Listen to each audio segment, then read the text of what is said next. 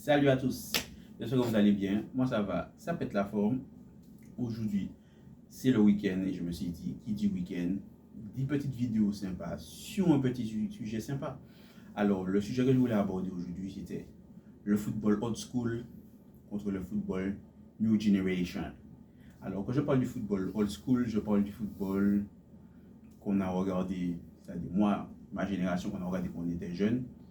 L'époque des Zidane, en fait quand j'étais jeune, petit, je ne suis pas si vieux que ça, les Zidane, Ronaldinho, Ronaldo, Cannavaro, Maldini, il y en a beaucoup, Henry, Trezeguet, pour ne citer que. Mais bon, ceux qui font partie de fin année 2000, fin année 90, année 2000, début année 2010, ouais, ceux-là, voilà, et quand je parle de New Generation, je parle de la deuxième moitié, c'est-à-dire fin année 2010, début des années 2020.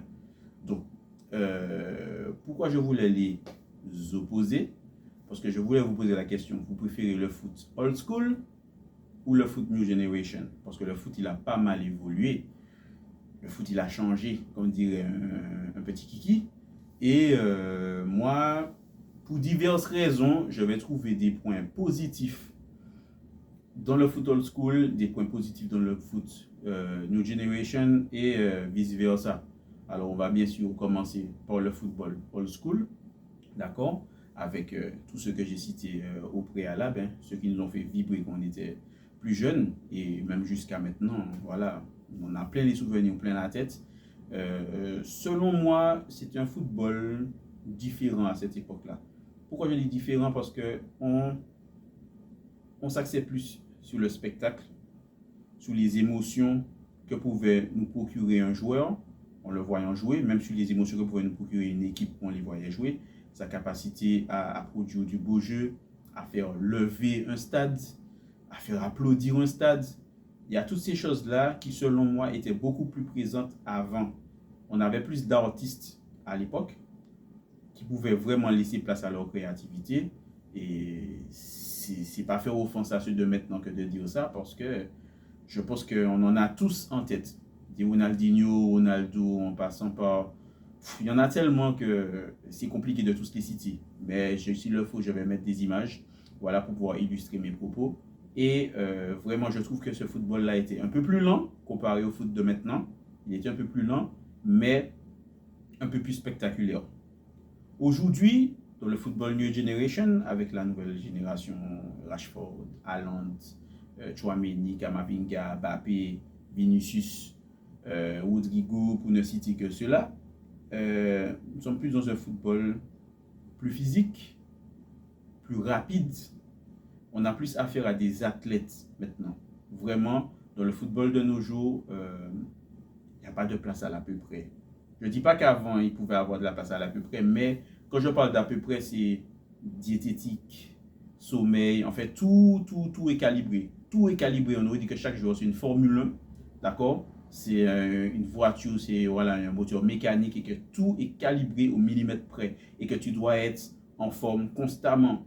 Si jamais tu ne suis pas justement cette façon-là, c'est difficile pour toi de performer. Donc pour moi, ce sont les deux différences que je pourrais voir dans ces deux générations. Alors, côté positif comment dire ça, de l'ancienne génération, forcément, j'ai grandi avec elle, donc je pense que j'ai des émotions plus fortes avec elle. Est-ce que mon avis sera objectif? Je vais essayer d'être le plus objectif que possible. Ça va être compliqué, mais je vais essayer. Franchement, les souvenirs que j'ai, je trouve que le football, il était plus beau avant. Il faisait vivre des émotions plus intenses, plus importantes. Je trouve que les clubs aussi avaient une place prépondérante. Les clubs, c'était une institution. Voilà, et les joueurs savaient qu'ils représentaient une institution et ils venaient justement pour pouvoir gagner des trophées, pour pouvoir produire du beau jeu, mais parce qu'ils savaient qu'il y avait quelque chose au-dessus d'eux. Aujourd'hui, ce sera peut-être plus comme ça. Ce ne sera pas le spectacle qui va compter, ce sera vraiment les statistiques. Ce sera les statistiques. Mais bon, je vais y revenir après. Pour pouvoir parler du côté négatif du football old school, mais comme j'ai dit, c'est qu'il y a certains qui n'avaient pas forcément une hygiène de vie irréprochable. Les joueurs, est-ce qu'ils étaient autant protégés que maintenant? Je ne pense pas. Les joueurs sont plus protégés maintenant.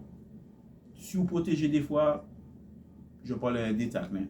Je ne parle pas de certains sujets sensibles comme le racisme et certaines discriminations, ce n'est pas de ça que je parle.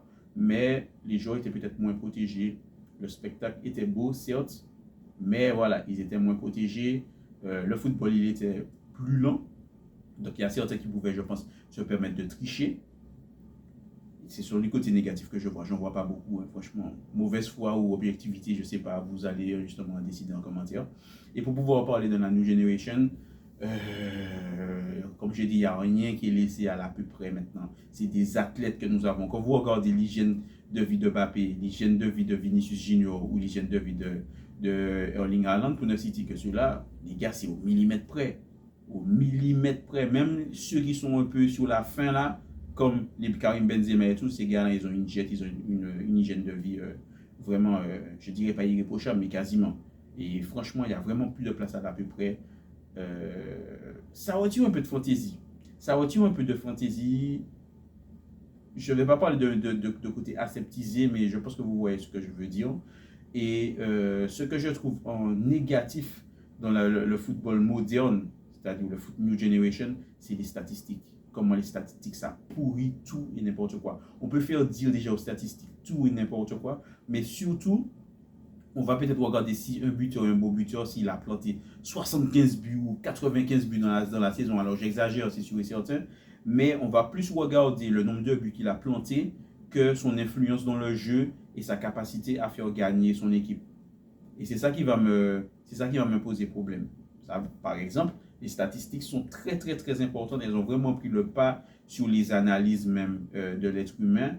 Et selon moi, le football, c'est un sport produit et pratiqué par des humains et qui doivent être commentés par des humains. Alors, je ne dis pas que les statistiques ne sont pas importantes.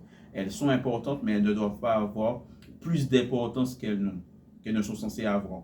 Donc, il y a ça déjà qui me pose problème. Et il y a aussi le fait que il y a certains clubs ou même certains joueurs qui vont être placés au-dessus de l'institution et certains clubs qui vont placer certains joueurs au-dessus justement de leur institution. Donc le joueur est starifié plus vite. J'aime pas employer le terme sous-côté ou sur-côté, mais on est obligé de l'employer. Et il y aura des joueurs qui seront, selon moi, sur-côté, mais très vite. Le gars, il a fait un beau skills, voilà, c'est un gars très technique. Il va faire 2 petits matchs intéressants là, tout de suite, il va être porté au rang de star. Alors qu'avant, je pense qu'il fallait cravacher, il fallait travailler, fermer sa bouche et travailler plus pour pouvoir mériter ce statut-là. Et que maintenant, tout le monde a ce statut de star-là. Et ça pollue même la tête des joueurs. Ça pollue même vraiment la tête des joueurs. Donc franchement, je ne sais pas ce que vous préférez. L'ancienne génération, la nouvelle génération, mais moi, vraiment, je suis plus penché pour l'ancienne génération. Alors, le foot fait partie de mes premiers amours. Je continue à regarder, je continue à m'y intéresser, peut-être moins qu'avant, et je continue à le faire. Et je ne sens plus la même passion autour du foot. Peut-être que c'est le foot business qui a pris la place, hein, mais je ne sens plus la même passion autour du foot. Je pense plus que l'économique, voire même pour certains, le politique, ça a pris le pas sur le sportif.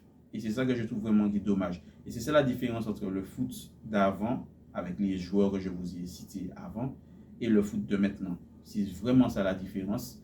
Et vous allez me dire ce que vous en avez pensé en commentaire. Vous préférez quelle génération? Quel football vous préférez regarder? Est-ce que il y a des gens qui vont trouver qu'il n'y a aucune différence, hein, que le football reste toujours le football?